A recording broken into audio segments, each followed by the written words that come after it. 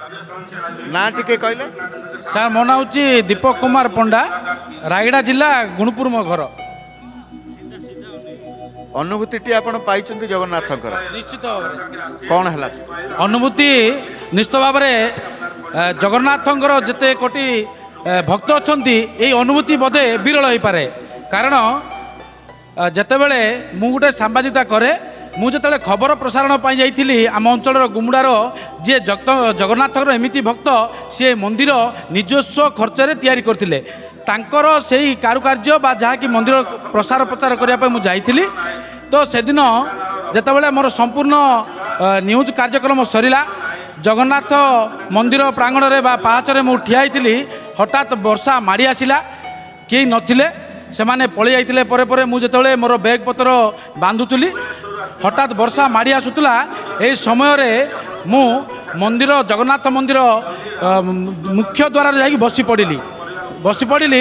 ହଠାତ୍ ମୋ ସାଙ୍ଗ ଫୋନ୍ କରି କହିଲେ, ସେତେବେଳେ ଆମର ଶ୍ରାବଣ ମାସ ବୋଲବମ୍ ଚାଲିଥାଏ, କହିଲେ ପ୍ରଭୁ ଆପଣ ଆସିଲେ ଆମେ 5 ଜଣ ମିଶିକି ଅନ୍ନ ଆହାର ଗ୍ରହଣ କରିବା। ତ ଠିକ୍ ଅଛି, ମୁଁ ନିଶ୍ଚୟ ଆସିବି। ତ କ'ଣ କରିବି, ବର୍ତ୍ତମାନ ବର୍ଷା ପ୍ରବଳ ବର୍ଷା ହେଉଛି, ମୁଁ ଜଗନ୍ନାଥଙ୍କ ଦ୍ୱାରରେ ବସିଛି। ଦେଖାଯାଉ ବର୍ଷା ଛାଡ଼ିଲେ ନିଶ୍ଚୟ ମୁଁ ଯିବି। ଏହି ସମୟରେ ମୋତେ ହଠାତ୍ ଭୋକ ମାଡ଼ିଲା, ପ୍ରବଳ ଭୋକ ମାଡ଼ିଲା।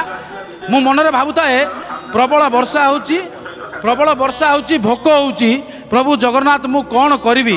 ମୋତେ ଭାରି ଭୋକ ମାଡ଼ିଲାଣି।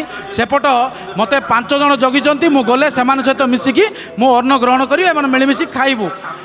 ଏହି ସମୟରେ ଭାବୁଥାଏ, ମୋତେ ପୂଜାରୀ ଆସି କହିଲେ, ବାବୁ ଆପଣ ଅନ୍ନପ୍ରସାଦ ଗ୍ରହଣ କରିକି ଯିବେ।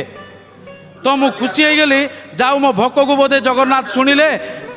ମନ୍ଦିର ପୂଜାରୀ କହିଲେ ଯେ ଖାଇବା ପାଇଁ ଡାକିଲେ ବୋଧେ।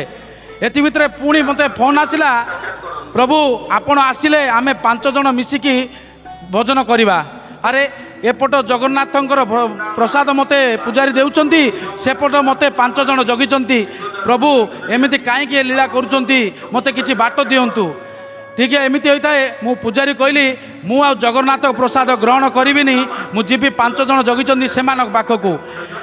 ପୂଜାରୀ ମୋତେ ହାତ ଧରି ଝିକି କହିଲେ, ଆପଣ ଜଗନ୍ନାଥଙ୍କର ପ୍ରସାଦ ଗ୍ରହଣ କରିବେନି, ଏମିତି ଚାଲିଯିବେ? ତ ମୁଁ କହିଲି କ'ଣ କରିବି, ଏପଟ ସେଇ 5 ଜଣ ଜଗିଛନ୍ତି ଖାଇବା ପାଇଁ, ପୂଜାରୀ ମୋତେ ଭିଡ଼ୁଛନ୍ତି। ପ୍ରଭୁ ମୋତେ କିଛି ଉପାୟ ଦିଅନ୍ତୁ। ସେତେବେଳେ ବର୍ଷା ରହିଗଲା। ମୁଁ କହିଲି ପୂଜାରୀ ମହାଶୟ ମୋତେ ସେ ପ୍ରସାଦ ଦେଇଦିଅନ୍ତୁ, ଆମେ ମିଶି 5 ଜଣ ଖାଇଦେବୁ।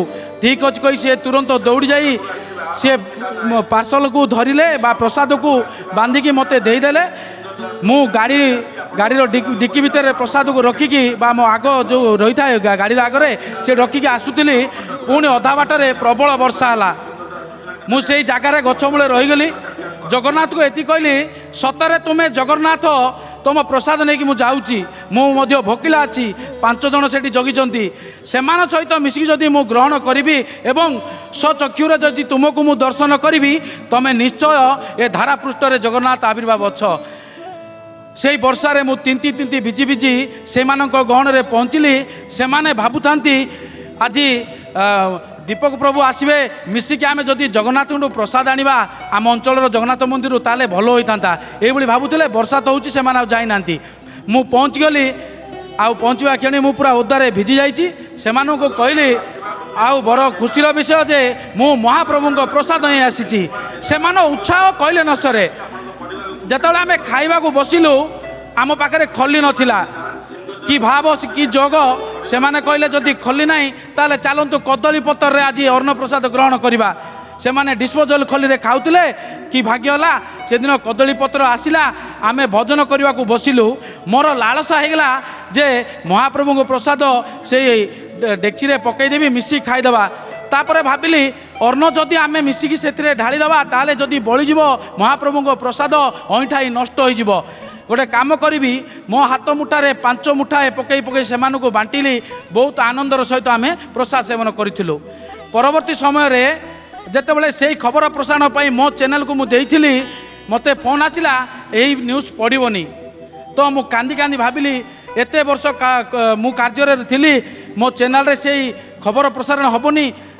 ସେଇ ଭକ୍ତ ଜଣକ ଜଗନ୍ନାଥଙ୍କ ପାଇଁ ମନ୍ଦିରଟିଏ ତୋଳିଥିଲେ ମୁଁ ତାର ସାମାନ୍ୟ ଭକ୍ତ ହେବି କି ନୁହଁ ଟିକେ ପ୍ରସାର କରିବାକୁ ମୋତେ ଏତିକି ହେବନି ପ୍ରଭୁ କ'ଣ ଏଭଳି କଲ ମୁଁ ଚୁପଚାପ ରହିଗଲି କ'ଣ ହେଲା କେଜାଣି ରାତି 9ଟାରେ ସେଇ ଜଗନ୍ନାଥଙ୍କର ଯେଉଁ ନ୍ୟୁଜ୍ଟା ପଡ଼ିଲା ମୁଁ ପଚାରିବାରୁ କହିଲେ ନା ଏଡ଼ିଟର ଗାଳି କଲେ କହିଲେ ଜୀବନରେ କେବେ ଜଗନ୍ନାଥଙ୍କର ପ୍ରସାର ପ୍ରଚାର ଅଟକିବ ନାହିଁ ସବୁବେଳେ ପ୍ରସାର ପ୍ରଚାର ନିଶ୍ଚୟ ହେବ ଜୟ ଜଗନ୍ନାଥ ସମସ୍ତଙ୍କର ପ୍ରକୃତରେ